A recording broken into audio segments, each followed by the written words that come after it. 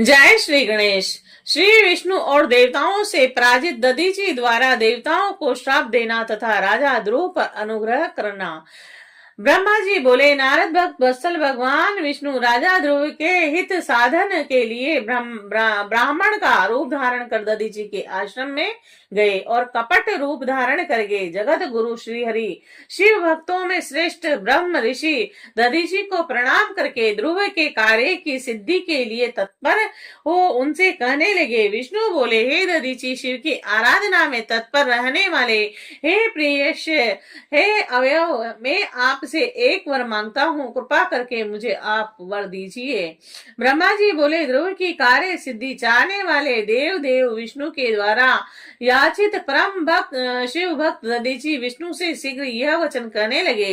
दधीचि बोले, हे प्रियवर, मैंने आपका अभिष्ट जान लिया है। आप भगवान श्री हरि ध्रुव के कार्य के लिए ही यहाँ ब्राह्मण रूप धारण करके आए हैं। आप तो मायावी हैं। हे देवेश, हे जनार्दन, शिव जी की कृपा से मुझे भूत भविष्य तथा वर्तमान तीनों कालों का ज्ञान सदा रहता है। मैं आप श्री हरि विष्णु को जानता हूँ। हे सुवर्त, इस ब्राह्मण वेश को छोड़िए और दुष्ट बुद्धि वाले ध्रुव ने आपकी आराधना की है। हे भगवान, हे हरे, मैं आपकी भक्त वत्सलता को जानता हूँ। यह छल छोड़िए, अपने रूप को ग्रहण कीजिए और भगवान शंकर का स्मरण कीजिए। शंकर की आराधना में लगे रहने वाले मुझ से यदि किसी को भय हो तो आप उसे यत्न पूर्वक सत्य की शपथ के साथ कहिए। शिव के स्मरण से आसक्त बुद्धि वाला मैं कभी झूठ नहीं बोलता। मैं इस संसार में किसी देवता या दैत्य से भी नहीं डरता। विष्णु बोले, उत्तम व्रत का पालन करने वाले हे दधीचि, आपका भय तो सर्वथा नष्ट ही है, क्योंकि आप शिव की आराधना में तत्पर और सर्वज्ञ हैं। आपको नमस्कार है। आप मेरे कहने से एक बार अपने प्रतिद्वंदी राजा ध्रुव से यह कह दीजिए, हे राजेंद्र, मैं आपसे डरता हूँ। ब्रह्मा जी बोले, विष्णु का यह वचन सुनकर भी शिव भक्तों में श्रेष्ठ महामुनि दधीचि हंसकर निर्भय हो कहने लगे। दधीचि बोली, मैं पिनाकधारी देवादि देव शंभु के प्रभाव से कहीं भी किसी से किंचित मात्र भी नहीं डरता हूँ। ब्रह्मा जी बोले, उन मुनि का यह वचन सुनकर भगवान विष्णु क्रोधित हो उठे और वह मुनि श्रेष्ठ दधीचि को जलाने की इच्छा से अपने चक्र को ऊपर उठाकर खड़े हो गए।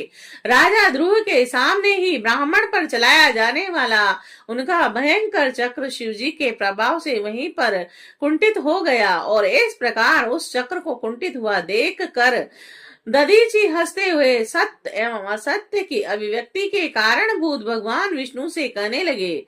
दधीचि बोले, हे भगवान, आपने पूर्व समय में तपस्या के प्रयत्न से शिवजी से सुदर्शन नामक अत्यंत दारुण जिस चक्र को प्राप्त किया है, वह शिवजी का वह शुभ चक्र मुझे नहीं मारना चाहता। तब भगवान श्री हरि क्रुद्ध होकर क्रम से सभी अस्त्रों को उन पर चलाया और इस पर दधीचि ने कहा, अब आप ब्रह्म अस्त्र आदि बाणों से तथा अन्य प्रकार के अस्त्रों से प्रयत्न कीजिए। ब्रह्मा जी बोले, दधीचि के वचन सुनकर भगवान विष्णु उन्हें अपने सामने अत्यंत तुच्छ समझकर क्रोधित हो अन्य प्रकार के अस्त्रों का उन पर प्रयोग करने लगे। उस समय एकमात्र उस ब्राह्मण से युद्ध करने के लिए मूर्ख देवता भी आदर पूर्वक विष्णु की सहायता करने लगे। विष्णु पक्षी इंद्र आदि देवगण भी दधीचि के ऊपर बड़े वेग से अपने अपने अस्त्र शस्त्र शीघ्र चलाने लगे। तब वज्र हुई अस्थियों वाले जितेंद्रिय दधीचि ने शिवजी का स्मरण करते हुए मुट्ठी भर कुशा लेकर सभी देवताओं पर प्रयोग किया। हे मुनि, शंकर जी के प्रभाव से मुनीश्वर दधीचि के द्वारा प्रयुक्त वह मुट्ठी भर कुशा का काला अग्नि के समान दिव्य त्रिशूल बन गया। चारों ओर से जलता हुआ प्रलय अग्नि से भी अधिक तेज वाला तथा ज्वालाओं से भी युक्त वह शिव अस्त्र आयुधों सहित समस्त देवताओं को भस्म करने का विचार करने लगा। उस समय विष्णु इंद्र आदि मुख्य देवताओं के द्वारा जो अस्त्र छोड़े गए थे, वह सभी उस त्रिशूल को प्रणाम करने लगे। तब नष्ट पराक्रम वाले सभी स्वर्गवासी देवगण इधर उधर भागने लगे और मायावियों में श्रेष्ठ स्वामी विष्णु ही एकमात्र भयभीत हो वहां स्थिर रहे। और तब पुरुषोत्तम भगवान विष्णु ने अपने शरीर से अपने ही समान हजारों एवं लाखों दिव्य गणों को उत्पन्न किया। हे देवेश्वर, तदंतर विष्णु के वीर गण अकेले शिव स्वरूप दधीचि से युद्ध करने लगे। अंतर शिव भक्तों में श्रेष्ठ महर्षि दधीचि ने रण में उन गणों के साथ बहुत युद्ध कर सहसा उन सबको जला दिया। और तब माया विशारद भगवान विष्णु महर्षि दधीचि को विस्मित करने के लिए शीघ्र ही शिव मूर्ति हो गए। और ब्राह्मण श्रेष्ठ दधीचि ने उस समय उन विष्णु के शरीर में हजारों देवता आदि को और अन्य जीवों को देखा। और उस समय विष्णु मूर्ति के शरीर में करोड़ों भूत, करोड़ों गण तथा करोड़ों ब्रह्मांड विद्यमान थे। और इन सभी को देखकर दधीचि मुनि जगपति जगत तुल्य अजन्मा तथा अविनाशी उन भगवान विष्णु से कहने लगे। दधीचि बोले, हे महाभाव, आप माया को त्याग दीजिए और विचार करने से सब प्रतिभा समात्र प्रतीत होता है। हे माधव, मैंने भी हजार दुर्विज्ञ वस्तुओं को जान लिया है। अब आप निरालस्य होकर मुझ में अपना सहित ब्रह्मा रुद्र तथा संपूर्ण जगत को देखिए, मैं आपको दिव्य दृष्टि देता हूँ। ब्रह्मा जी बोले। इस प्रकार कहकर भगवान शिव के तेज से पूर्ण शरीर वाले दधीचि मुनि अपने शरीर में समस्त ब्रह्मांड को दिखलाया। तत्पश्चात शिव भक्तों में श्रेष्ठ बुद्धिमान दधीचि मन में शंकर का स्मरण करते हुए निर्भय होकर देवेश भगवान विष्णु से कहने लगे। दधीचि बोले, हे हरे, आपकी इस माया से अथवा मंत्र शक्ति से क्या हो सकता है? आप श्रेष्ठ कामना करके यत्न पूर्वक मुझ से युद्ध कीजिए। ब्रह्मा जी बोले। तब उन मुनि का यह वचन सुनकर विष्णु शिवजी के तेज से निर्भय होकर उन मुनि पर अत्यंत कुपित हो उठे। और उस समय जो देवता भाग गए थे वे भी प्रतापी दधीचि से युद्ध करने की इच्छा से उन नारायण देव के पास आ गए। इसी बीच मुझे साथ लेकर राजा ध्रुव वहां आ गए और मैंने देवताओं तथा विष्णु को युद्ध करने से मना किया और कहा कि यह ब्राह्मण किसी से जीता नहीं जा सकता है। और मेरी इस बात को सुनकर भगवान विष्णु ने मुनि के निकट जाकर उन्हें प्रणाम किया। इसके बाद वे ध्रुव भी अत्यंत दीन होकर वहां मुनीश्वर दधीचि के पास जाकर व्याकुल हो प्रणाम करके प्रार्थना करने लगे।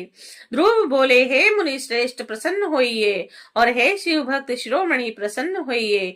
हे परमेश्वर, आप दुर्जनों के साथ सदा दुर्लक्ष्य हैं।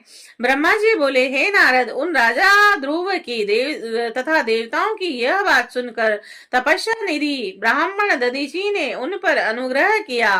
तदंतर विष्णु आदि को देखकर मुनि ने क्रोध से व्याकुल होकर मन से शिवजी का स्मरण करके विष्णु तथा देवताओं को श्राप दे दिया। दधीचि बोले, देवराज इंद्र सहित सभी देवता और मुनीश्वर तथा गणों के साथ विष्णु देव रुद्र की क्रोधाग्नि से ध्वस्त हो जाए। ब्रह्मा जी बोले। इस प्रकार देवताओं को श्राप देकर पुनः ध्रुव की ओर देखकर मुनि ने ध्रुव से कहा, हे राजेंद्र श्रेष्ठ, द्विज देवताओं और राजाओं से भी अधिक पूज्य होता है। हे राजेंद्र, ब्राह्मण ही बली और प्रभावशाली होते हैं। और ऐसा स्पष्ट रूप से कहकर वे ब्राह्मण दधीचि अपने आश्रम में प्रविष्ट हो गए। तत्पश्चात दधीचि को नमस्कार करके ध्रुव अपने घर को चले गए और भगवान विष्णु भी जैसे आए थे उसी तरह देवताओं के साथ अपने वैकुंठ लोक को लौट गए। इस प्रकार वह स्थान स्थानेश्वर नामक तीर्थ के रूप में प्रसिद्ध हो गया। स्थानेश्वर में पहुंचकर मनुष्य शिव का सायुज्य प्राप्त कर लेता है। हे तात, इस प्रकार मैंने आपसे संक्षेप में ध्रुव और दधीचि का विवाद कह दिया है और शंकर को छोड़कर ब्रह्मा और विष्णु को जो श्राप प्राप्त हुआ उसका वर्णन भी किया। जो व्यक्ति ध्रुव और दधीचि के इस विवाद संबंधी प्रसंग का नित्य पाठ करता है वह अपमृत्यु को जीतकर शरीर त्याग के पश्चात ब्रह्म लोक को जाता है। और इस पाठ करके रणभूमि में प्रवेश करेगा, उसे सर्वदा मृत्यु का भय नहीं रहेगा तथा वह विजयी होगा।